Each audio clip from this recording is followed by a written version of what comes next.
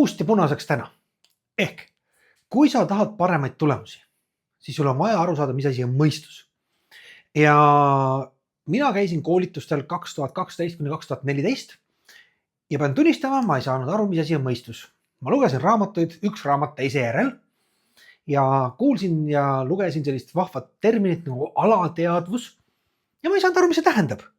Kuidas ma muudan midagi, millest mul pole õrna aimu, mis see on? Ja kui ma läksin Bob Proctori esimesele koolitusele aastal 2016, selle nimi oli Paradigm Shift. Paradigm Shift. Ma ei saanud aru, mida see pealkiri isegi tähendab. Aga Bob Proctor ütles ilusasti, selleks, et muuta oma tulemusi, pead sa nihutama oma arusaamasid sellest, kes sa oled ja milleks sa võimeline oled. Nihutama oma arusaamasid. Ja ma sain aru, et ma ei saanud mitte midagi aru. See kõlab nii hästi. Ja ma luban sulle, kui sa oled tegelenud enesearenguga, oled õppinud, oled vaadanud koolitusi, siis sul on teadmisi meeletult, aga tulemused võivad olla mitte nii head.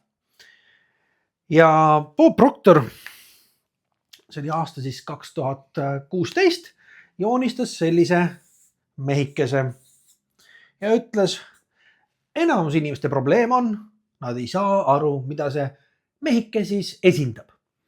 Ülemine osa siin on mõistus. Alumine on keha. Mõistus ja keha. Mõistus ja keha peavad tegema koostööd selleks, et saada tulemusi. Enamus inimestel mõtted on ühed, tegevused on teised. Ja see lühis, mis tekib, on alateadvus. Ehk mõistus jagatakse kaheks. Teadvus, alateadvus.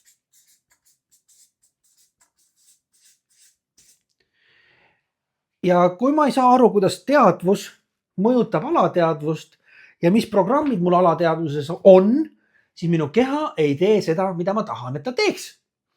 Ma tahan kaalus alla võtta, aga ma ei lähe jalutama. Ma ei toitu tervislikult. Ma tahan, aga ma ei tee.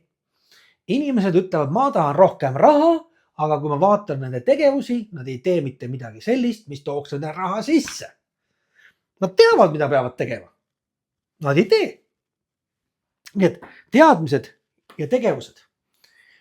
Panen siia teadvus. Sul on teadmised on olemas. Teadmised on. Aga tegevus on sul alateadvuses. Ja kui sa alateadvust ringi ei seadista, mitte midagi ei muutu. Ehk sinu sees on olemas paradigma.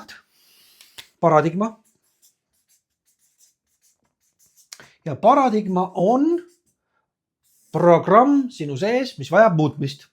Ja paradigma on see, mis toodab sulle tulemusi. Kui sa tahad saada paremaid tulemusi, siis sa pead muutma oma programmi, mis sinu sees jookseb.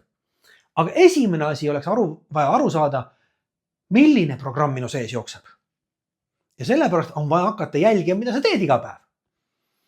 Kui sa ei analüüsi ennast, kui sa ei vaata oma tegevusi, siis sa saad samu tulemusi aasta järel, päeva järel, kuust kuusse. Mida olen mina õppinud ära 10 aastaga? Kui sa muudad alateadvuses olevat programmi, sinu tulemused hakkavad muutuma, sest sinu käitumine muutub. Ja kuidas seda teed? Väga lihtne. Arusaamine. Enamus inimesi ei saa asjadest aru. Ja nad imestavad, et nad ei saa soovitud tulemusi. Arusaamine on tee vabadusse. Ja Bobiga koostöös ma hakkasin aru saama iseendast ja kuidas tulemused tekivad, milline programm mind kontrollib ja kuidas seda programmi muuta selleks, et saada soovitud tulemusi. Ma olen 100% kindel, et enamus inimesi siin on kuulnud. Muuda oma suhtumist ja kõik hakkab muutuma. Muuda oma hoiakut ja kõik hakkab muutuma. Aga nad ei saa aru, mis see tähendab. Mis see tähendab? Mõtted, tunded, tegevused. Mõte, tunne, tegevus. Kui siin on konflikt, siis tulemus on 0. Ehk kui sinu mõtted on väga positiivsed, sa ütled, et on positiivsed, aga tunne on negatiivne, siis tegevus on tegelikult tehtud kehva energiaga.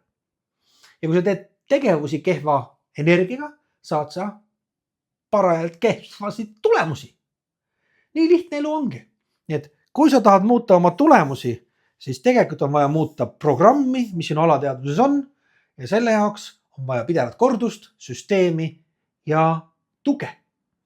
Kui sa tahad süsteemi, tuge ja toetavat kogukonda, siis võta minuga ühendust ja ma näitan sulle, kuidas sul on võimalik vähem tehes saavutada rohkem.